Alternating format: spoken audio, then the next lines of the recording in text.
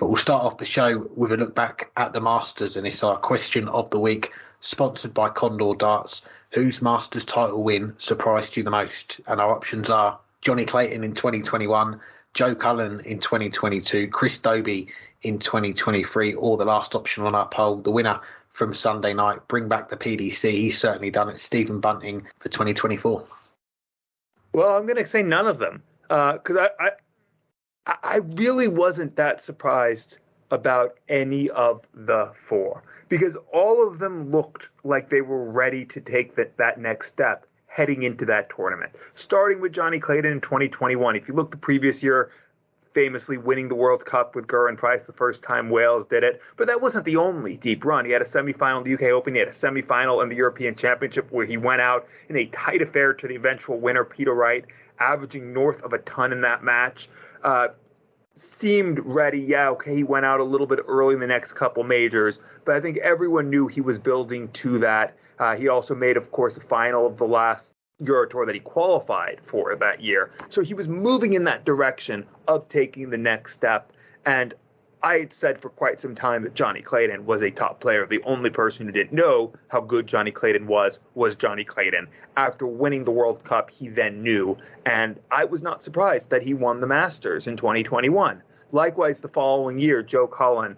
I mean, I think that one, we all knew that he was going to eventually win a major. And maybe that one was the one that came most out of nowhere because he hadn't had the best season on television, other than, you're going to notice a trend here, making the semifinals of the European Championship.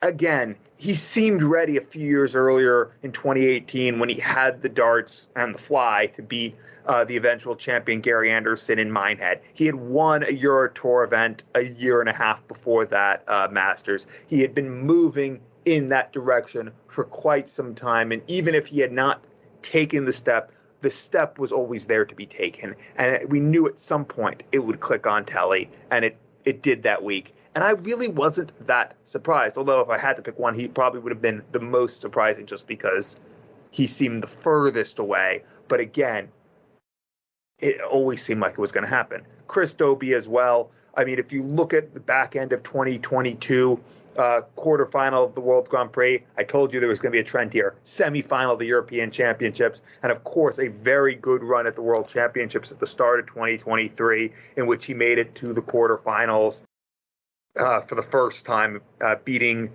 two former champions along the way in Gary Anderson and Rob Cross. Chris Dobey seemed again like he was about to take that step. Well, obviously he did take that step. He won the Masters and did it in a consistency that he would replicate for the rest of the year on television. And then finally, Stephen Bunting. I mean, I was saying just a few weeks ago and a few months ago, and pretty much any time since the start of September, that he looked a major champ. He looked like he was ready. Okay, he breaks the trend. He hadn't made the semifinals of the European Championships, but he did make the semifinal of the Grand Slam of darts just a couple weeks later, losing a tight affair to Rob Cross. He made the quarterfinals of the Players' Championship finals, where he was a leg away from beating Michael Van Gerwen and MVG, stormed back, averaging 125-ish over the last four legs to turn that around, and had a few good wins at the World Championship as well. He was ready to take that step, and he did.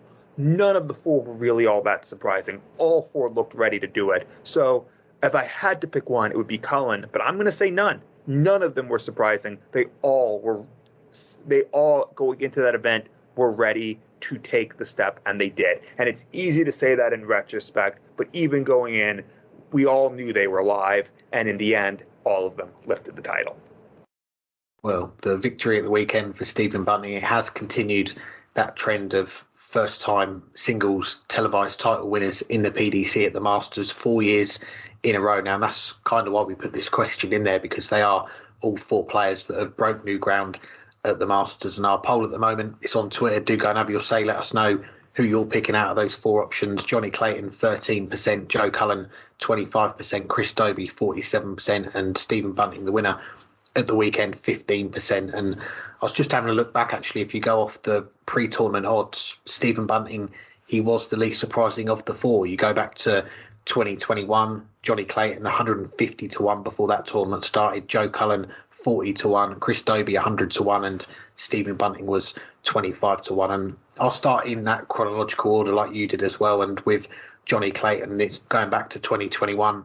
This was the first Masters to have 24 players instead of that usual 16. And looking back at his draw, a first round tie with the recently crowned at the time Grand Slam champion Jose de Sousa, then that prospect of facing Michael van Gerwen, the world number 2. It was a daunting draw even before you got to the final day in the quarterfinals. And you mentioned some of the accolades there. I was going to mention as well that, Burton, you've been a big admirer of Johnny Clayton long before he started winning these big titles. But as you say, he won that World Cup a few months earlier, had some major semi-final runs in 2020 as well. But for me, I think going into that tournament, I didn't see him as a player who was going to make that push right there in that exact moment. And especially given the route that he had to the title, the deciding legs that he won against De Sousa, Van Gerwen, James Wade, Peter Wright, 4 last leg deciders to make the final. And that was before beating Mervyn King. But you look at his run, he averaged 97 to 105 in all of his matches. It was a very impressive run and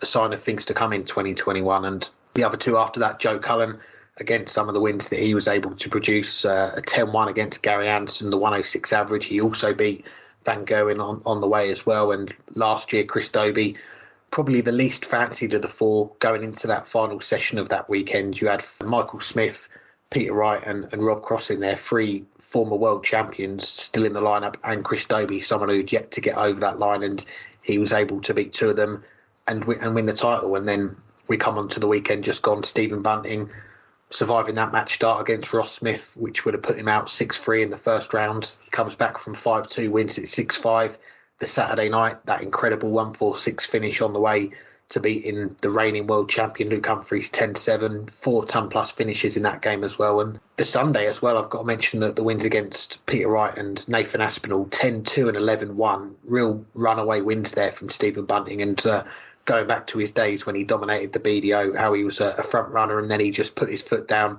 didn't let his opponents come back into the game. And the final with Michael van Gerwen as well, someone who has got such a good record against Stephen Bunting, and from 7-all wins those last 4 legs to get over the line. And for me, I think you can make a case for all 4 in different ways. Johnny Clayton, the bookies had him as those big odds, and his draw that he had going into the tournament. Joe Cullen, I wouldn't say he was in the best of form going into this tournament, and he had a tough draw as well. Chris Dobey, particularly that last session that I mentioned, in the mix with all former world champions, and then Stephen Bunting, the record against Van Gerwen going into the final in those big games, and the position that he was in round 1. So for me, it's hard to choose between the 4, but I think just for that initial shock, the first year with that extended field, and I'm going to give the nod to Johnny Clayton on this one. I think his win has in some ways opened the floodgates for the Masters. It's shown the rest of the field, this extended field that we've got now, what is possible in the Masters, because previously it's an event that's been dominated by Michael van Gerwen, Peter Wright's won it, Phil Taylor's won it before these top 1, top 2 players. But the last 4 years, we've seen that really any one of these top 24 on their day, they're all capable of winning it.